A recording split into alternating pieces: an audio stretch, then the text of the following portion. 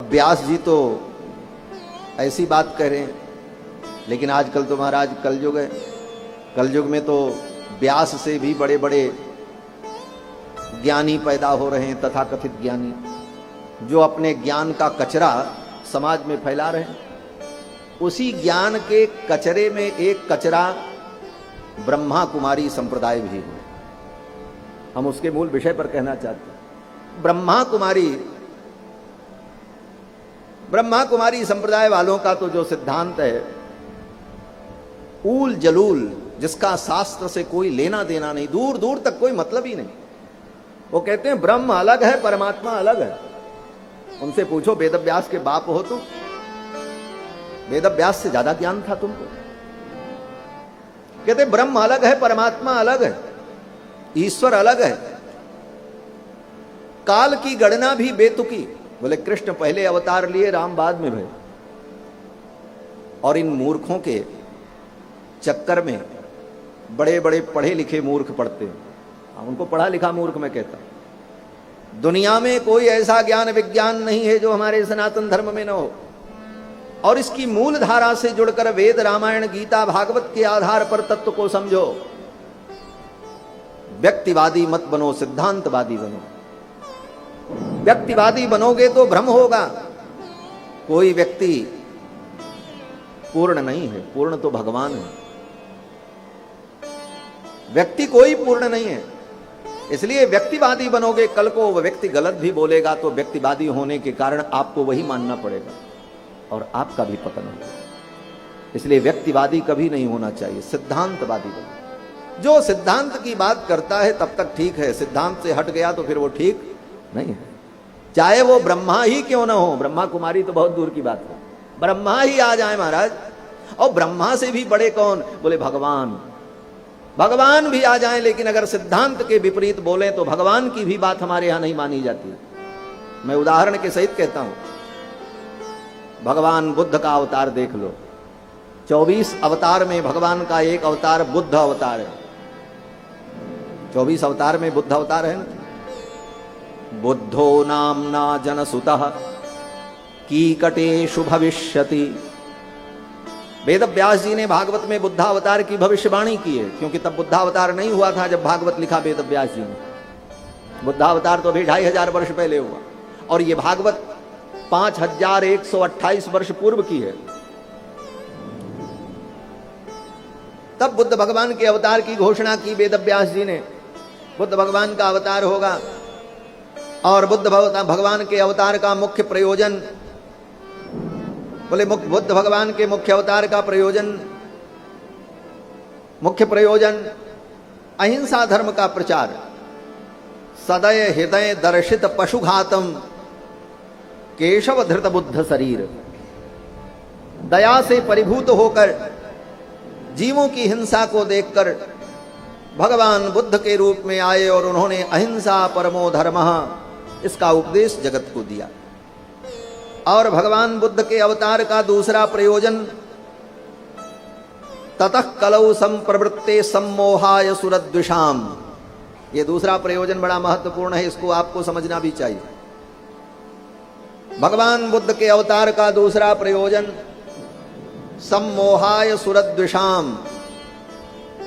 देवताओं से, शास्त्र से और धर्म से द्वेष करने वाले जो प्राणी हैं उनको सम्मोहित करने के भगवान का अवतार हुआ है बुद्धावतार। जो अवैदिक हैं, जो देवताओं से द्वेष करने वाले हैं, असुर राक्षस इत्यादि आसुरी प्रकृति के प्राणी, उनको सम्मोह में डालने के लिए, उनको भ्रमित करने के लिए, उनको डाइवर्ट करने के लिए भगवान का यह अवतार हुआ बुद्धावतार। सम्मोहाय सुरद्विषाम। इसीलिए जितनी इस प्रकृति के लोग थे, राक्षसी प्रवृत्ति के, देवद्रोही, वेदद्रोही, वो सब बुद्ध के अनुयायी बनकर के सनातन धर्म से दूर चले गए। उनको भगवान बुद्ध ने सनातन धर्म से दूर कर दिया। बोले कचरे दूर ही रहे तो अच्छा है, नहीं तो सनातन धर्म में भी विकृति उत्पन्न कर दिया। ये महान प्रयोजन भगवान बुद्ध के अवतार का था।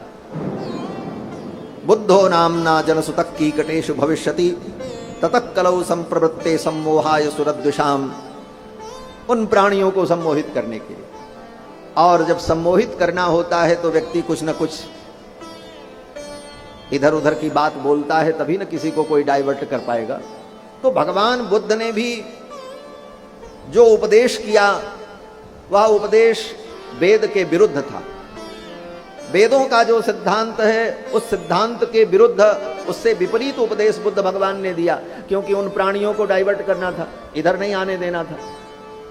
तो जब उन्होंने, बुद्ध भगवान ने वेद के विरुद्ध उपदेश किया, तो जो शुद्ध सनातन धर्मावलंबी सैद्धांतिक महापुरुष थे, सैद्धांतिक लोग थे, उन लोगों ने यह निर्णय किया कि ऐसी स्थिति में तो बुद्ध की भी बात मानने में भलाई नहीं है। भले ये भगवान है लेकिन इनकी बात मानने लायक नहीं है। और बुद्ध की एक भी बात सनातनियों ने नहीं मानी, क्योंकि हम सिद्धांतवादी हैं, हम व्यक्तिवादी नहीं। भगवान की भी बात नहीं माना। इसीलिए आज भी सनातन धर्मावलंबी के घर में, आप यहां सभी सनातनी बैठे हुए, किसी के घर में बुद्ध की पूजा होती हो तो बताओ। काली की पूजा होगी, भगवती की पूजा होगी, पता नहीं कितने देवी देवताओं की हम पूजा करते रहते हैं, लेकिन किसी सनातनी के घर में बुद्ध की पूजा नहीं होती। न बुद्ध के नाम पर कोई हम व्रत करते हैं, हमारे यहाँ कोई बुद्ध का उत्सव भी नहीं मनाया जाता। बाकी बहुत सारे उत्सव हमारे यहाँ सालों साल उत्सव चलते रहते हैं, रोज ही उत्सव रहता है, कभी कोई पर्व कभी कोई पर्व। लेकिन बुद्ध जयंती कब होती है सनातनियों को तो जब मालूम भी नहीं रहता, वो तो जब पेपर में छपता तब लोग जानते आज बुद्ध जयंती है। क्यों? बोले हमारा कोई प्रयोजन नहीं है। वेद विरुद्ध सिद्धांत का प्रतिपादन करने के कारण भगवान बुद्ध को हम भगवान तो मानते हैं, लेकिन उनको हम पूजते नहीं, उनके एक भी सिद्धांत का हम पालन नहीं करते।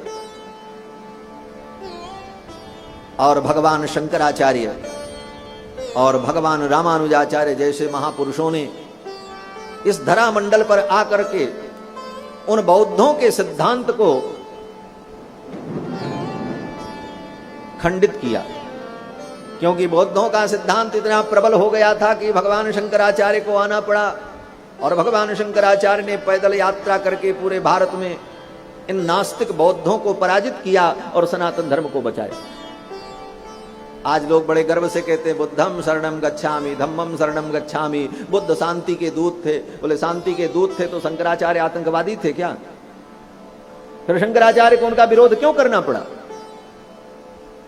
भगवान रामानुजाचार्य को बौद्धों के सिद्धांत का खंडन क्यों करना पड़ा? बौद्धांधकार परिहार दिवाकराय। बौद्ध का अंधकार पूरे भारत में इतना व्याप्त हो गया था कि उस अंधकार को नष्ट करने के लिए रामानुजाचार्य जैसे सूर्य का प्रादुर्भाव हुआ, तब बौद्धों का अंधकार इस देश से दूर हुआ। यह सनातन धर्म है। तो सिद्धांतवादी होना चाहिए, व्यक्तिवादी नहीं होना चाहिए। आज ऐसे बहुत अपसिद्धांत समाज में प्रचलित हैं, जो धर्म के नाम पर और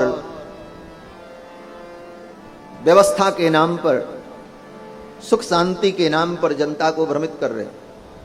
अभी हमने देखा यहां पे भी कहीं बोर्ड लगा था, सुख और शांति का पासवर्ड सीखिए। सुख शांति का पासवर्ड बताया जाएगा। अरे सुख शांति का पासवर्ड केवल 2 अक्षर है, बस राम। बस इसी में सारा सुख है। जो आनंद सिंधु सुख राशि, सी करते त्रैलोक्य सुपासी, सो सुख धाम राम असनामा। इसी में सारा सुख है। कहां से पासवर्ड की क्या जरूरत? उसके लिए 10 घंटे के प्रवचन की जरूरत नहीं। एक शब्दों में किसी भक्त ने कहा सुख का मतलब आराम, और हर व्यक्ति को आराम चाहिए। आराम कौन नहीं चाहता है? बोले 2 मिनट में सारी बात बता देते हैं। आराम की तलब है तो एक काम कर, आराम की तलब है तो एक काम कर, आराम की शरण में तू राम राम कर। यही पासवर्ड है। इससे बड़ा पासवर्ड और क्या हो? मूर्खता की पराकाष्ठा। बंधुओं, ये संसार में धर्म के नाम पर टर्र टर्र करने वाले मेढक तब तक जिंदा रहते हैं जब तक नागराज का प्रादुर्भाव नहीं हो। सर्पराज आ जाए तो सर्पराज सबके काल बन करके सबको ग्रसित कर लेते।